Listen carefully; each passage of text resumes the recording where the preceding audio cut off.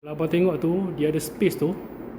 Dia ada space tu. Yang tu memang nak kena wujudkan line untuk lampu dengan aircon ni lah. Okay. So sekarang tu untuk soket plug dah okey. Soket plug yang tu, line dia. So nanti yang dekat sini nak kena letak MCB lagi, nak kena jumper, nak kena rearrange balik. Lepas tu kabel-kabel ni semua nak kena letak dekat situ. And then nanti saya tentukan RCCB mana dia patut ada dekat bawah, ada dekat ni lah, dia patut ada dekat RCCB mana. So sekarang ni aircon ok, so ada connection ni ke indoor. Daripada indoor ke outdoor abang kata orang aircon pasangan. So sekarang ni ni dah ok lah semua. Cuma lampu ni lampu ni untuk lampu straight line tu kan, ini connection ni nak kena check balik. Kalau nak buka lampu ni satu ni tak sempat ni bang. Itu tak payah buka lah, nak kena buka.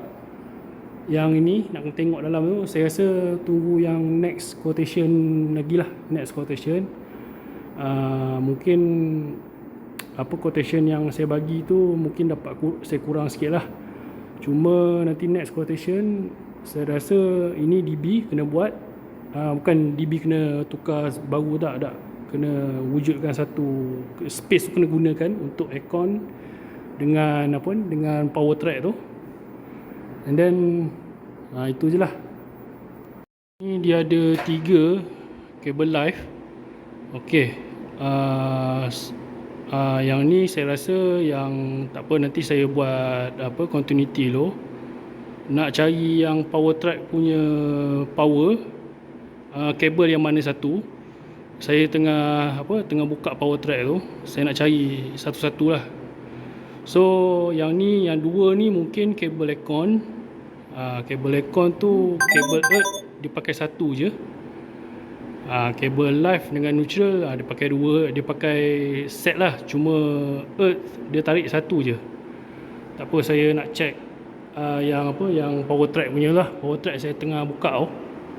So yang ni soket ni dengan soket tu okey, dia ambil soket ni, dia ambil power daripada situ tau. Okey, sekarang ni tu dah okey dah. Dah okey dah. Saya pun dah buka balik dekat DB. Ni pun dah okey lah. Sekarang ni stage saya nak buat power track. Lepas tu nak tengok aircon ni pula. Aircon ni sama ada dia bersambung ke tak dekat DB. Okay. So daripada DB ke Swiss, saya nak check. Daripada Swiss ke indoor, daripada indoor ke outdoor, orang aircon yang buat. Orang aircon yang buat lah nanti. Power track abang ni kan, saya tengok dalam tu dia tak ada pipe pun bang. Dia tak ada pipe pun. Dia macam jalan ikut, dia letak kabel lepas tu dia jalan terus je. Benda tu saya nak kena tengok juga tu bang. Itu untuk apa? Itu untuk apa tu? Saya rasa betul dah benda tu untuk kontrol ni LED ni lah. LED yang garis-garis ni bang. Dia macam nak pakai dimmer boleh ke ni? Lampu ni menyala. Okey, lampu ni menyala. Dekat sini ada lampu juga kan. Saya nak tahu kabel ada ke tak kat sini. So dekat sini itulah, nanti saya tengoklah macam mana untuk lampu ni.